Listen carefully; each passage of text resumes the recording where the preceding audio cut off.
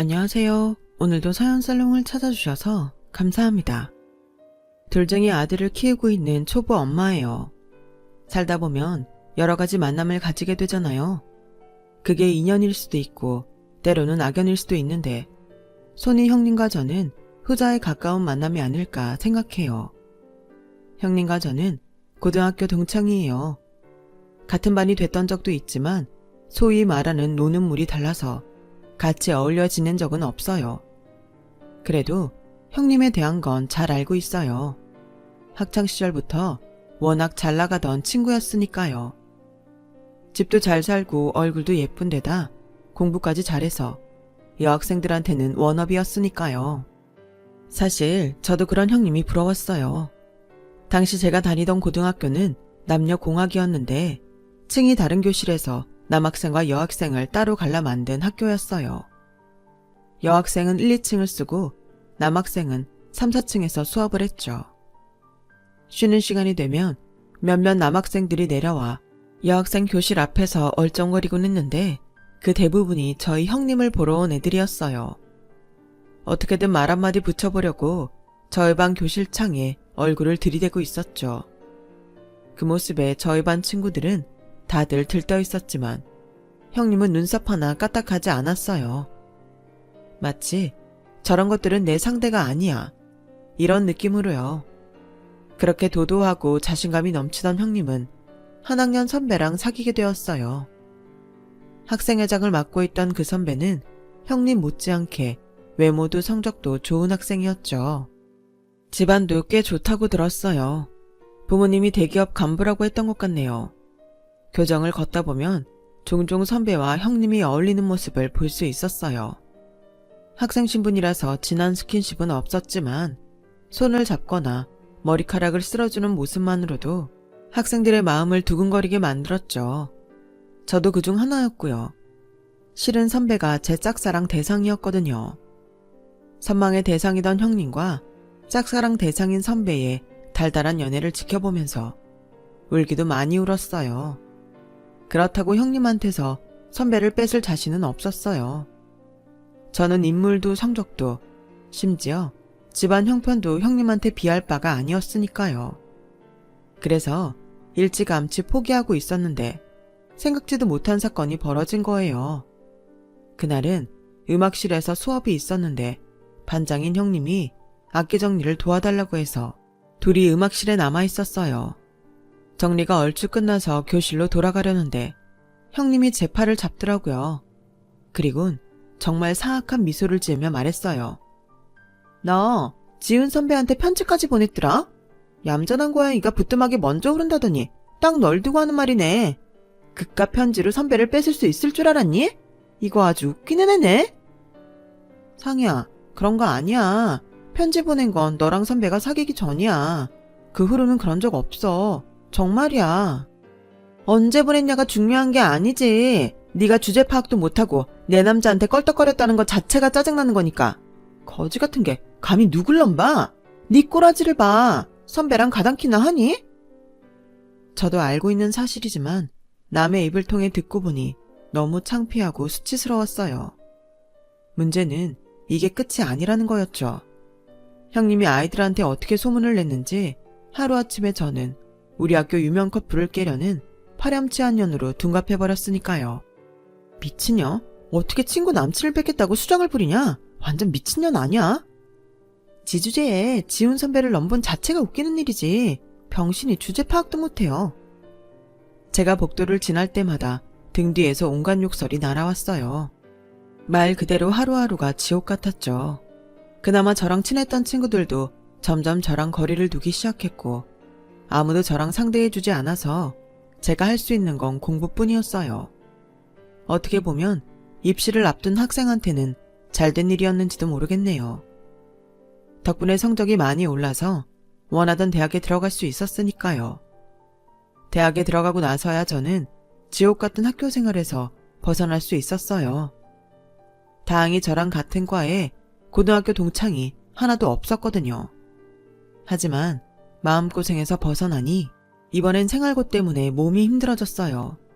저희 아빠가 회사에서 공고사직을 당하시는 바람에 형편이 많이 어려워졌거든요. 엄마 혼자벌이로 세 식구가 살아야 하는데 거기다 제 대학 등록금까지 내야 하니 그럴 수밖에요. 그래서 입학하고 얼마 뒤부터 강의가 끝나기가 무섭게 아르바이트를 하러 다녔어요. 평일 알바와 주말 알바를 모두 하면 제 용돈을 감당하고 등록금 일부는 감당할 수 있었거든요. 평일 저녁에는 고깃집에서 일했고 주말엔 파스타집에서 서밋을 했어요. 파스타집은 젊은 사람들이 주로 오는 맛집이었는데 그래서 서빙을 하는 직원과 아르바이트생 모두 젊은 친구들이었어요. 대학생들도 있고 휴학 중인 학생들도 있었죠. 그때 그곳에서 지금의 남편을 만났어요. 당시 남편은 주방 보조로 있었는데 일을 시작한 지 1년 정도 된 상황이었죠. 나중에 알았는데 오너 셰프가 아주버님 친구였더라고요. 집안에 문제아였던 남편을 두고만 볼 수 없었던 아주버님은 남편이 군제대를 하자마자 친구 밑에 주방 보조로 넣어주었대요. 일주일도 못 버티고 도망칠 줄 알았던 남편은 그곳에서 1년 가까이 성실하게 일을 해나갔고 셰프가 되겠다는 꿈을 키우게 된 거예요. 그런 남편을 위해 셰프는 퇴근 후 주방 사용을 허락해 주었고 밤늦도록 남편은 요리 연습을 할 수 있었어요. 덕분에 저는 남편과 비밀 연애를 하는 동안 갖가지 음식들을 먹어볼 수 있었어요. 학교 생활과 아르바이트로 눈코 뜰 새 없이 바빴는데 그런 와중에도 연애를 했다니 지금 생각해도 신기하기만 해요. 연애를 한 지 반년쯤 됐을 무렵 남편은 유학을 떠났어요. 정식으로 요리 공부를 하고 싶어 했거든요. 솔직히 그때 우리 연애는 끝났구나 생각했어요. 죽고 못 사는 사이도 아니고 고작 반년 정도 연애를 했을 뿐인데 눈에서 멀어지면 마음에서도 멀어지는 게 당연한 거 아니겠어요? 하지만 제 예상은 빗나갔어요. 남편이 유학 중에도 스카이프로 매일 밤 전화를 걸어오는 통에 장거리 연애를 이어갈 수 있었거든요. 고등학교 시절부터 혼자 지내는 건 익숙했던 터라 얼굴 못 보는 것쯤은 참을 수 있었어요. 오히려 속 얘기를 나눌 수 있는 사람이 생긴 것 같아서 마음이 든든해지더군요. 정작 직접 만나서 연애를 할 때보다 멀리서 전화로 하는 연애로 감정이 더 가까워진 것 같았어요. 그렇게 시간은 흘러 저는 졸업을 하게 되었고 드디어 남편이 한국으로 돌아왔어요. 졸업식장에 꽃다발을 들고 멋지게 나타난 모습을 보곤 저희 부모님도 마음에 들어 하셨죠. 남편은 자기 가게를 차릴 때까지 돈을 모아야 한다며 호텔에 취직을 했고 저는 저대로 회사에 취직을 했어요.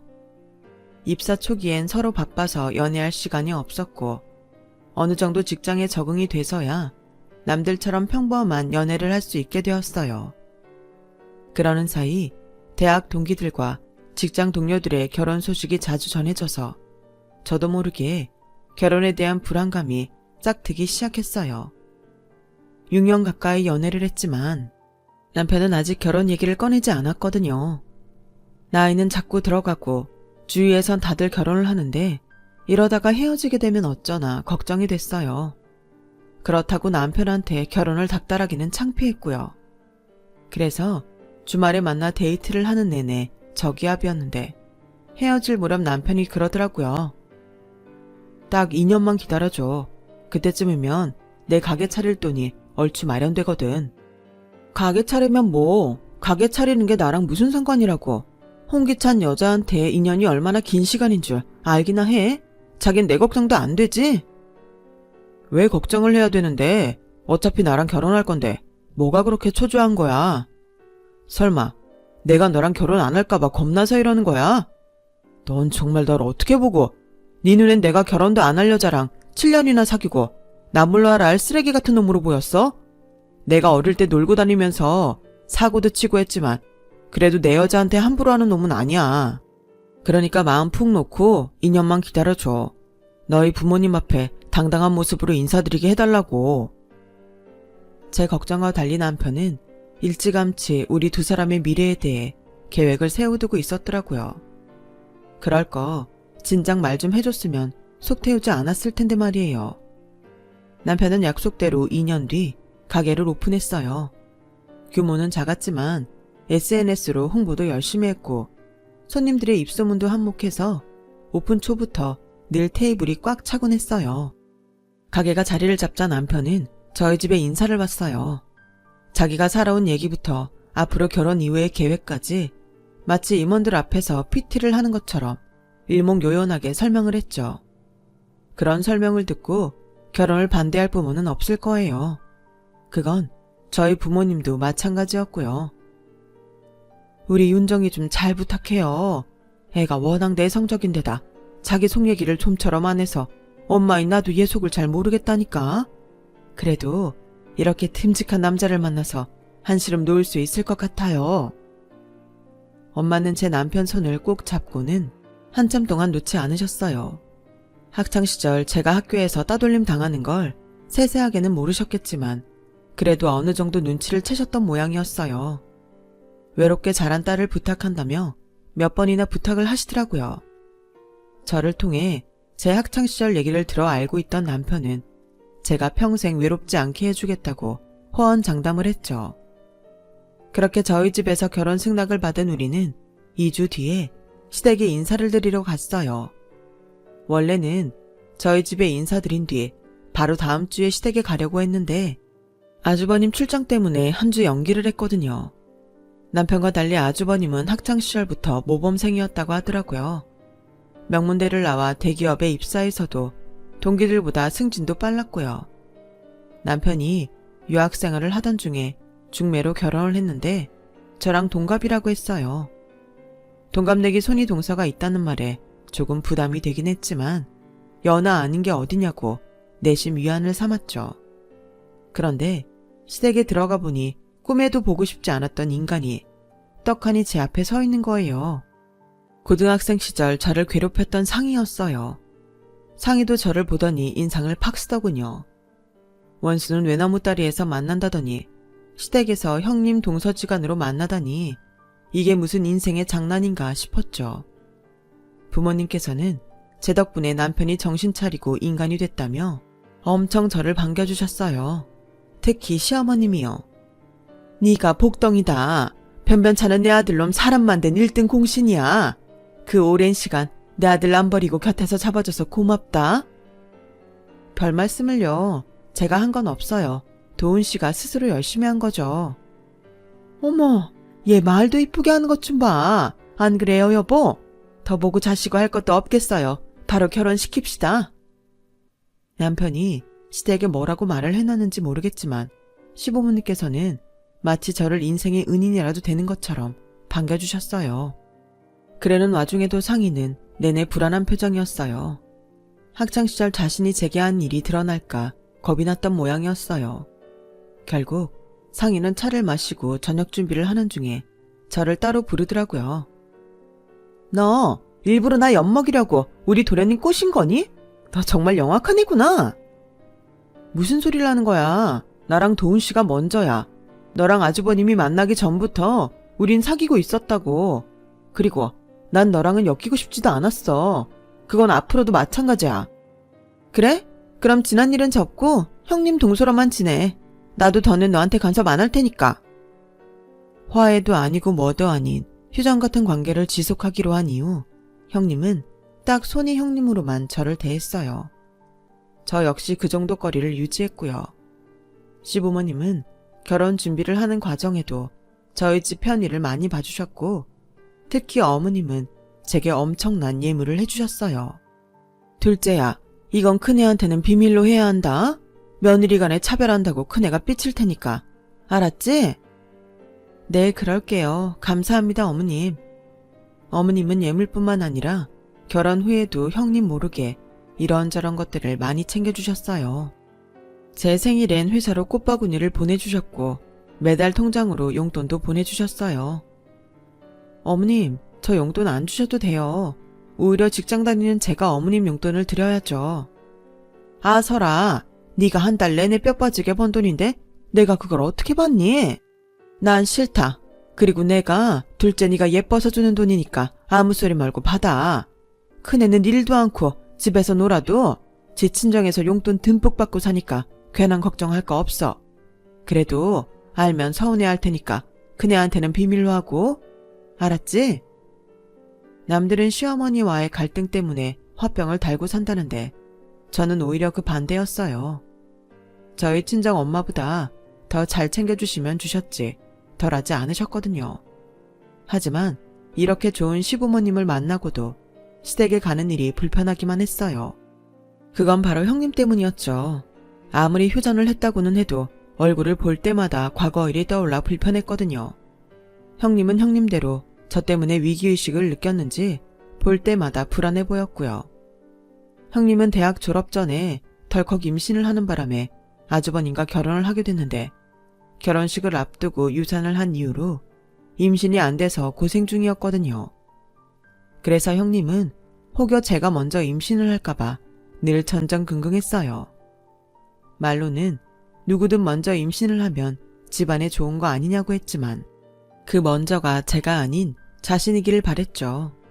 그 마음은 저도 충분히 이해해요. 임신 때문에 한 결혼인데 결혼의 원인이 사라져버렸으니 시댁 눈치도 보였을 테니까요. 그렇게 아이를 바라는 형님과 달리 저희 부부는 아이를 좀 천천히 가질 생각이었어요. 남편이 가게를 오픈한 것도 얼마 안 됐고 저도 승진을 한 지 얼마 안 돼서 회사 일에 집중하고 싶었거든요. 그런데 세상 일은 마음대로 안 된다고 피임을 계속하다가 며칠 방심했을 뿐인데 하필 그때 덜컥 아이가 생겨버린 거예요. 남편과 저는 이렇게 된 거 어쩔 수 없다는 반응이었는데 시부모님은 생각 이상으로 기뻐하셨어요. 당장이라도 손주가 쓸 침대며 장난감을 사러 달려나가실 기세였죠. 세상에, 네가 복덩이라고 하지 않든 잘됐다 잘됐어. 그래, 우리 손주는 언제 볼 수 있는 거니? 아직 6주밖에 안 됐어요. 출산은 내년 봄쯤 돼야 할 것 같아요. 봄? 딱 좋네. 춥지도 덥지도 않고. 큰애가 결혼식도 하기 전에 그렇게 돼서 지금껏 큰애 눈치 보느라 손주 얘기는 꺼내지도 못했는데 이제야 가슴에 맺힌 게 확 풀리는 것 같구나. 고맙다 둘째야. 안 그래도 유독 저한테 정을 주시던 어머님은 제 임신 소식에 전보다 더 저를 많이 챙겨주셨어요. 그럴 때마다 저는 형님 눈치를 봐야 했고요. 그러던 어느 날이었죠. 아버님 생신을 며칠 앞두고 형님이 저희 집으로 찾아왔더라고요. 동서가 시집 오고 처음 맞는 아버님 생신이니까 이번 생신상은 동서가 준비하는 게 어때? 아버님 어머님 사랑 독차지하면서 그 정도는 할 수 있는 거 아니야? 솔직히 못할 것도 없는 일이었지만 명령조로 말하는 형님 말투에 기분은 좋지 않았어요. 이건 평소 내가 차리던 생신상 차림 메뉴인데 능력이 되면 다 하고 안 되면 메인 메뉴 몇 가지 골라서 해. 아, 그리고 애 가진 유세 떨면서 못하겠다는 말 할 거라면 어머님한테 하지 말고 나한테 직접 해. 여우같이 뒤에서 어머님 구워 삶을 생각 말고. 알았어? 내가 언제 어머님을 구워 삶았다고 그래요. 아버님 생신상은 내가 준비할게요. 근데 앞으로는 이런 식으로 나한테 명령하지 마세요. 아무리 손윗사람이라고 해도 불쾌하니까. 순순히 형님 말을 들어주기는 싫어서 저도 한마디 쏘아댔어요. 그랬더니 파르르 해서는 본색을 드러내더라고요. 야, 네가 애 먼저 가졌다고 날 이긴 걸로 착각하는 모양인데 웃기지 마. 쥐뿔도 없는 집구석에서 태어난 네가 시댁에 내세울 수 있는 건 몸뚱이밖에 더 있겠니? 그러니 애나 쑥쑥 낳아서 시부모님께 충성해야지. 별 수 있냐고. 별것도 아닌 게 까불고 있어. 네가 아무리 그래봤자 내가 어머님 손에 명품 백 하나 안겨드리면 그걸로 게임 끝이야. 뭘 알아야지. 그래, 애 가진 김에 유세 실컷 떨어봐. 그것도 얼마 안 갈 테니까. 혹시 아니? 네가 유산이라도 할지. 너라고 온전히 애 낳는다는 보장 없잖아? 안 그래? 형님의 그 말에 온몸에 소름이 돋았어요. 마치 내 애가 어떻게 되도록 만들겠다는 선전포고 같았거든요. 따질 새도 없이 형님은 가버렸고 저는 심장이 두근거려서 좀처럼 진정이 되지 않았어요. 그러면서도 한편으로는 형님이 바라는 대로 순순히 당해주지 않겠다는 오기가 생겼죠. 그래서 아버님 생신날 회사에 월차를 내고 전날 밤부터 음식을 준비했어요. 퇴근길에 마트에 들러 채소랑 고기, 생선을 손질해 두었고 갈비는 양념에 재서 김치 냉장고에 넣어두었죠. 당일에 조리만 하면 되도록 모든 걸 끝내놓느라 서둘렀더니 온몸이 결려서 남편이 오는 줄도 모르고 쓰러져 잠이 들어버렸어요. 아침에 일어나 남편을 출근시키고 서둘러 집 청소부터 했어요. 결혼하고 처음 하는 가족 초대라서 특히 신경이 쓰이더라고요. 날 무시하는 형님한테는 더더욱 책 잡히기 싫어서 비싼 생화도 사다가 꽃병에 꽂아두었죠. 집 청소를 마치고는 본격적으로 음식 준비를 했어요. 블로그에서 찾은 레시피를 보며 하느라 시간이 꽤 걸렸지만 잡채도 제대로 됐고 갈비찜, 해파리 냉채랑 소고기 편채, 아버님이 좋아하시는 굴전까지 꽤 그럴싸하게 만들어졌어요. 그런데 저녁 시간이 다 되도록 연락들이 없는 거예요. 남편은 저녁 미팅이 있어서 부득이하게 참석 못한다고 했고 아주버님 퇴근에 맞춰 형님이 시부모님을 모시고 6시 반까지 오겠다고 했는데 말이죠. 퇴근길이라 차가 밀리나 보다 하고 30분을 더 기다렸는데 마침 전화벨이 울렸어요. 시어머님이시더라고요. 둘째야, 어디니? 네? 집인데요. 아니 얘가? 너 아직도 집이면 어떡해? 다들 너 하나 기다리느라 밥도 못 먹고 있는데 아무리 임신을 해서 몸이 불편하다고는 해도 그렇지. 네 시아버지 생신날 이러면 안 되는 거 아니니? 너 힘들다고 큰애가 뷔페도 예약도 다 하고 꽃바구니며 케이크까지 다 준비했는데 예쁘다 했더니 너 안 되겠구나. 어머님, 그게 아니고요. 전 집에서 아버님 생신상까지.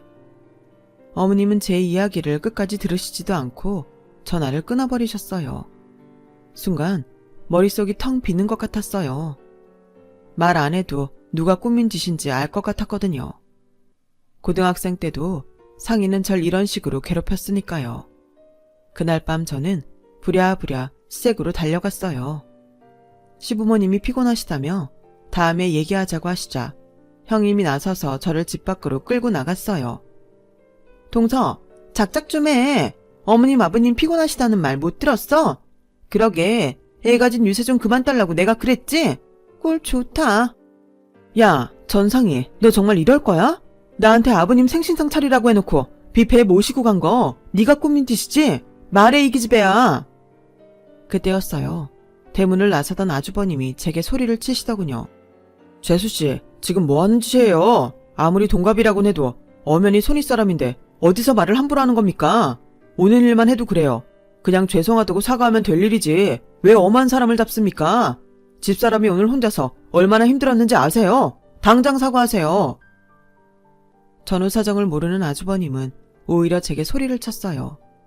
형님은 의기양양한 표정으로 저를 보며 피식거리더군요. 그 모습에 억울해서 눈물부터 났어요. 이 자리에 내 남편이라도 있었다면 이렇게 서럽지는 않았을 텐데 하는 생각을 하니 더 서럽더라고요. 그래서 그 길로 돌아서서 집으로 도망쳐왔어요. 집에 도착해보니 먼저 퇴근한 남편이 식탁에 차려진 음식들을 정리하고 있었어요. 여보, 이 음식들은 다 뭐야? 형수님이 아버지 생신은 뷔페에서 한다고 했는데 왜 당신이 음식을 장만했어? 의아한 표정으로 묻는 남편을 보니 서름이 복받쳐서 남편을 끌어안고 펑펑 울었어요. 한참을 울고 나서 남편한테 있었던 일을 말했더니 저보다 더 열을 내더라고요. 당장 형님한테 가서 따지겠다는 걸 겨우 달래서 재웠네요. 다음날 잠결에 방 밖에서 들리는 남편 목소리에 잠이 깼어요. 아주버님한테 전화해서 한 소리 하고 있더라고요.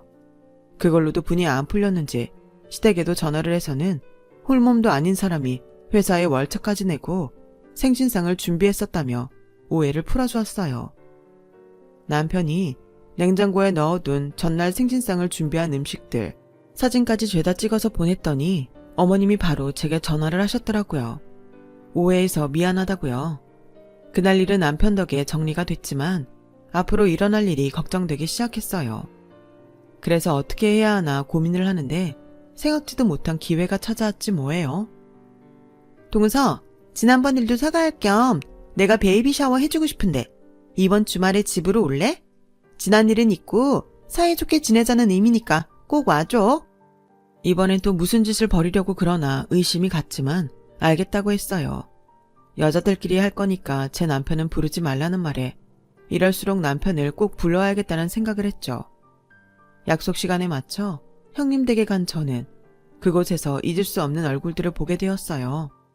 제 고등학교 동창들이었죠. 정확히 말하면 형님을 추종하던 패거리들이요.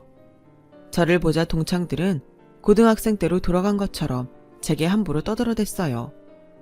대박! 야, 너 제정신이냐? 상희가 오란다고 정말 오면 어떡해. 이제야 말이지만 솔직히 너 학교 다닐 때 상희한테 좀 당했니? 나 같으면 이가 갈려서라도 얼굴 보기 싫을 텐데 어떻게 형님 하면서 붙어있냐? 비위가 좋은 거냐 속이 없는 거냐? 그러자 형님이 의기양양하게 그러더군요. 얘가 워낙 없이 살아서 내 앞에서 벌벌 떨잖니. 베이비 샤워 해준다니까 쪽팔린 줄도 모르고 달려온 꼴을 봐라. 넌 그래서 안 된다는 거야.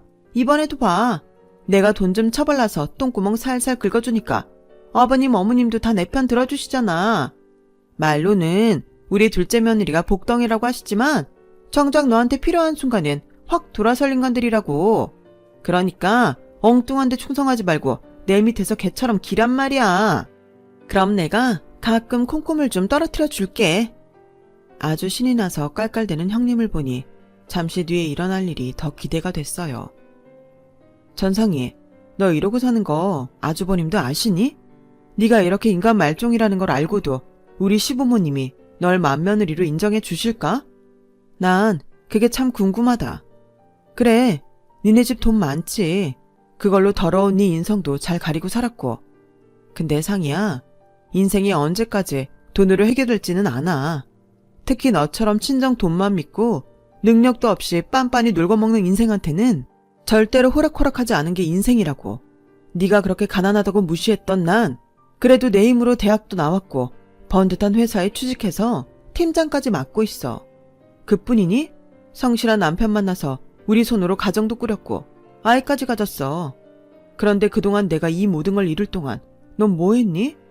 여전히 17살 때 못된 버릇 못 버리고 지금까지 나이값 못하고 사는 거 외에 네가 한 게 뭐 있냐고. 네 밑에서 개처럼 기라고? 그건 안 되겠는데?